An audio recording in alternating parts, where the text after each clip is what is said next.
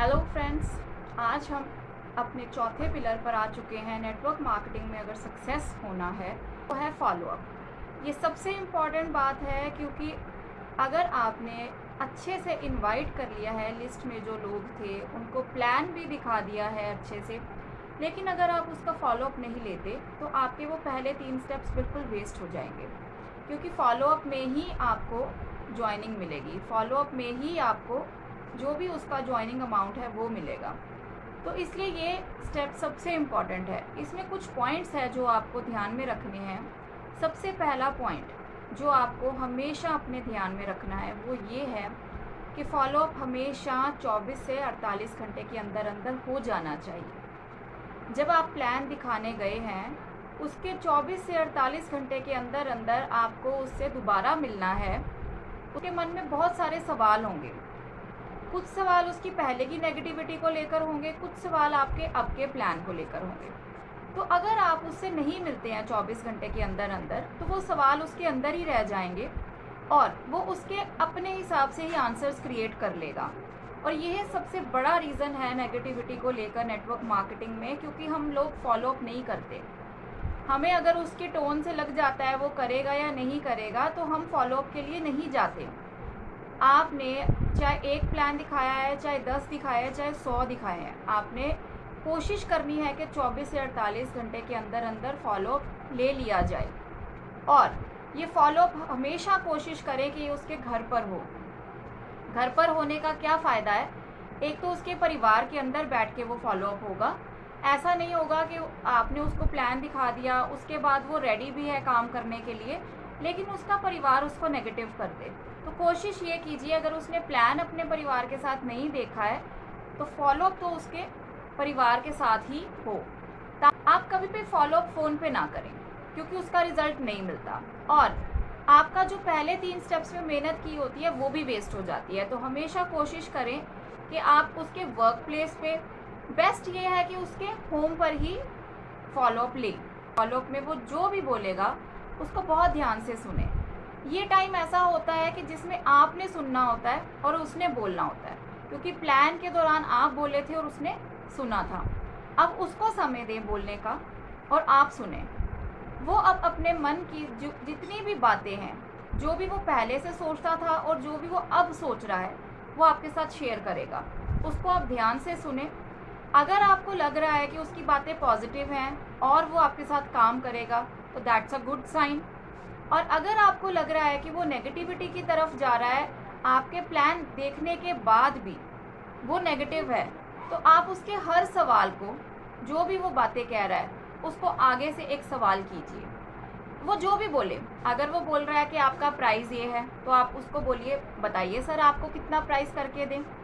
किस तरह से आपको पता है 100% के हमारे प्रोडक्ट्स के जो प्राइजेस हैं वो मार्केट रेट पे हैं, और अगर आप ऑफर्स कंपेयर करते हो तो और भी डाउन चले जाते हैं। तो अगर वो कंपैरिजन कर रहा है प्राइस के ऊपर तो आप आराम से उसको प्राइस को डाउन करके दिखा सकते हैं। अगर वो आपको सवाल कर रहा है क्वालिटी पे तो आप उसको आगे से सवाल कीजिए, सर बताइए कौन सा प्रोडक्ट आपको खोल के बताऊं, डेमो करके दिखाऊं। वो अपनी आगे से जो जवाब आपने देना था वो खुद वो जवाब देगा, क्योंकि वो चाहता है आपके साथ काम करना, लेकिन आपको चेक कर रहा है कि आप इसमें कितना खड़े हैं। अगर आप इसमें पॉजिटिवली पूरे दम से खड़े हैं तो वो आपके साथ काम ज़रूर करेगा। ये सब स्टेप्स करने के बाद भी अभी भी वो नेगेटिव है या अभी भी वो जुड़ना नहीं चाहता, एक टेक्निक है जिसको आप वहाँ फॉलो करें जहाँ आपको लगता है कि ये सब करने के बाद भी वो इंसान आपके साथ अभी जुड़ना नहीं चाहता। आप कोशिश कीजिए कि अपना विजिटिंग कार्ड हमेशा साथ रखें। उस विजिटिंग कार्ड के ऊपर आप बैक साइड में 10-15 पॉइंट्स लिख के रखें जिसकी वजह से लोग आपके साथ जुड़ते हैं। कि लोग घूमने के हिसाब से जुड़ते हैं, पैसा कमाने के लिए जुड़ते हैं, अपने खर्चों को पूरा करने के लिए जुड़ते हैं, पैसिव इनकम के लिए, कर्जे से मुक्ति के लिए। इस तरह से आप 10-15 पॉइंट उसमें लिख कर रखें। तो आप उसके सामने वो कार्ड रखें और उसको पूछें कि सर इसमें से आपकी फर्स्ट प्रायोरिटी क्या है। वो अगर वो ओवर स्मार्ट है तो वो बोलेगा इसमें से कुछ भी नहीं, लेकिन होगी वो इसमें से ही। फिर आप उसको पूछ सकते हैं कि सर अगर इसमें से नहीं है तो अगर आपकी कोई प्रायोरिटी होती तो वो क्या होती। अब जवाब उसने वही 10 से 15 पॉइंट्स में से ही देना है। वो उसमें से जो भी पॉइंट चूज़ करता है, मान लीजिए उसने पॉइंट चूज़ किया कि नए दोस्त बनाना या कर्जा है उससे फ्री होना, तो आपको उसने जवाब दिया कि वो आपके बिजनेस के साथ क्यों जुड़ना चाहता है।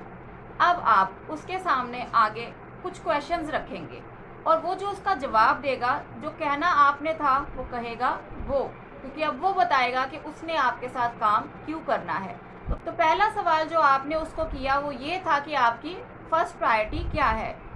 उसने उसका आपको जवाब दिया। अब आप उसको पूछेंगे कि आपने इसी को क्यों चुना।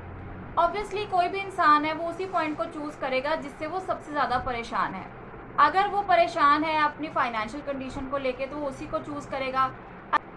तीसरा सवाल जो आप उसको करेंगे वो आप उसको ये पूछेंगे कि ये जो आपने प्रायोरिटी चूज़ की है ये आपके लिए इम्पॉर्टेंट क्यों है।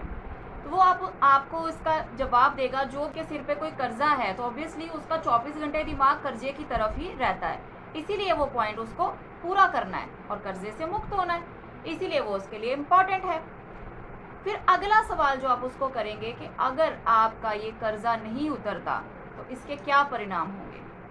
ये उसको भी पता है, ये आपको भी पता है, लेकिन जब वो अपने मुंह से बताएगा कि अगर उसका कर्जा समय पर नहीं उतर पाता तो क्या प्रॉब्लम्स आ सकती हैं, तो वो आपको और निश्चित रूप से बता रहा है कि उसको आपका बिजनेस क्यों करना है। और आखिरी सवाल जो आप उसको पूछेंगे कि आप इसको लेकर परेशान हैं, आपको स्ट्रेस है इसको लेकर, तो ऑब्वियसली उसको स्ट्रेस है, इसीलिए आपसे उसने ये प्रायोरिटी को चूज़ किया। तो आप उसको कॉन्फिडेंटली बोलेंगे कि आप अगर इससे परेशान हैं, मैं आपको 100% गारंटी देता हूँ कि मैं आपको इस प्रॉब्लम से निकाल कर ले आऊँगा, लेकिन आपको जिस तरह से मैं सीखते हुए बढ़ रहा हूँ आपको भी सीखते हुए बढ़ना होगा, और जब तक आप इस परेशानी से नहीं निकल जाते हम एक दूसरे का साथ नहीं छोड़ेंगे। जब आप उसको ये कॉन्फिडेंस देते हो, जब आप उसको कॉन्फिडेंटली ये बात कहते हो कि मैं तुम्हारे साथ हूँ इस बिज़नेस में पैसा कमाने के लिए या जो भी उसकी प्रायोरिटी है वो पूरी करने के लिए, तो वो 100% आपके साथ चलेगा ही। अगर फिर भी लगता है कि वो अभी भी आनाकानी कर रहा है तो आप उसके सामने अपना एग्जाम्पल रखें। आप उसको बताएं जो उसकी प्रायोरिटी थी कि कभी वो आपकी भी प्रायोरिटी थी। आप उसके साथ शेयर करें कि किस तरह से आपके ऊपर भी कर्जा था, आप इसमें आए, आपका वो कर्जा धीरे धीरे करके उतर गया। तो आप उसके साथ अपनी स्टोरी को शेयर करें। जब आप अपने दुख को, अपनी स्टोरी को शेयर करेंगे तो उसको एक ऐसा महसूस होगा कि मैं भी इसके जैसा ही हूँ और अगर ये कर सकता है तो मैं भी कर सकता हूँ। को इमोशनली उसके साथ अटैच होना पड़ता है और तब आपको ज़रूर है कि वो आपके बिजनेस का पार्टनर बनेगा ही बनेगा और बहुत अच्छा बिजनेस करके भी दिखाएगा। आखिरी पॉइंट जिसके लिए हमने ये सारे स्टेप्स फॉलो किए थे, आप उसको अपने साथ वेयर हाउस लेके जा सकते हैं, शॉपी पे लेके जा सकते हैं, या हमारे कुछ ऐसे पर्टिकुलर प्रोडक्ट्स हैं जिसका हमें पता है कि इतनी ही अमाउंट है और इतने ही पॉइंट्स हैं, तो आप वो भी प्रमोट कर सकते हैं।